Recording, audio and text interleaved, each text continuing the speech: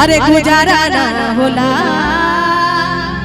कि प्यार के कहबो माता वारा ना होला। ये भी गाना बहुत पहले वायरल हुआ था नेपाल में खेसारी जी के मंच पे कि तुरला जवाना घारी दिलवा अरे जोर से चीखल है। अरे कि तुरला जवाना घारी दिलवा अरे जोर से चीखल है कि तू धोखा देबा तहरा मुँह बदिखल। एक और मेरा गाना आया हुआ है सब सोनम शर्मा एंटरटेनमेंट पे है कि कुछ कहल चाहता नहीं वो कहात नहीं खे अभी सारा भी तहराता हो बुझात नहीं खे कि जैसे तड़पे न छोड़ जते न बहल बला आवा बूंद बूंद के हिसाब को दी कि तू ही त दिलवा तोड़ले बड़ू कहल कैसे माफ को दी। कुछ अलग है मेरे चैनल पे, आप लोग चैनल पे जाइएगा तो मिलेगा। अभी कहना है क्या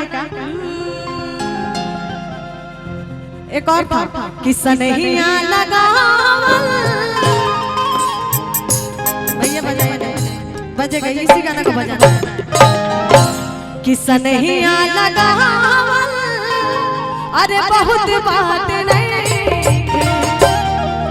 नजरिया चुरावल बहुत बात हो।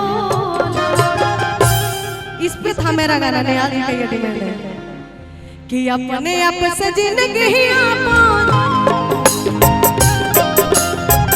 अपने आप से जिंदगी तबाह कइले बानी अपने आप से जिंदगी तबाह कइले बानी।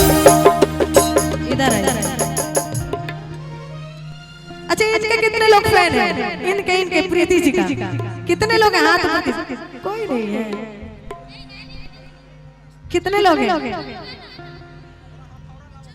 बच्चे लोग हैं। क्या बात है, बहुत दिल वाले हैं तभी तो बच्चे आपके फैन हो गए।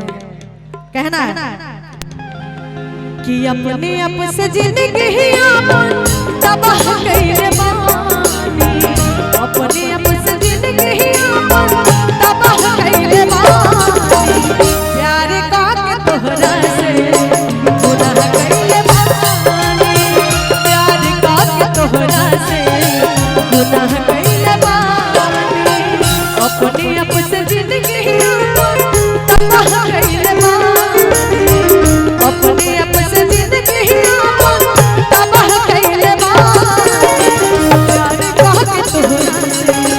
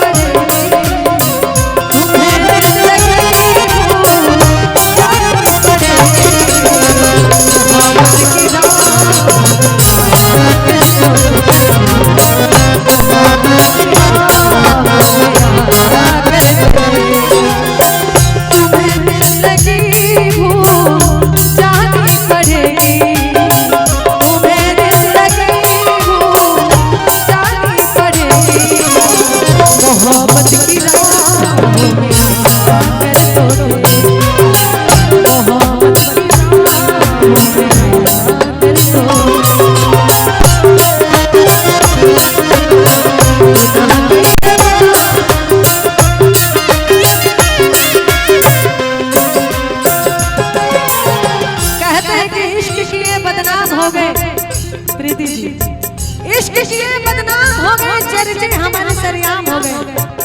कम वक्त दिल उस वक्त तोड़ा जब हम उसके गुलाम हो गए। नजरिए के चोट से कोई भी हला हो, सोनम के मन में लगना आवता सूझा।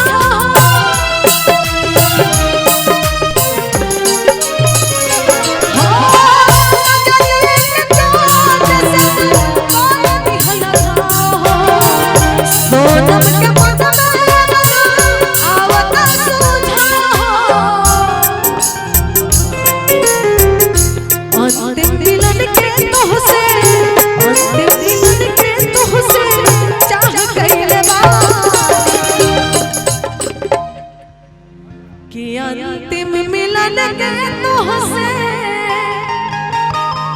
अरे चाह गईले बानी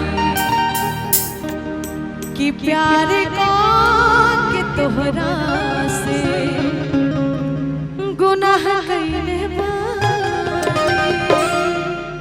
आइए मैं चाहूंगी सभी लोग बारी बारी से, अगर अच्छा लगा हो तो एक बार जोरदार ताली बजाइए।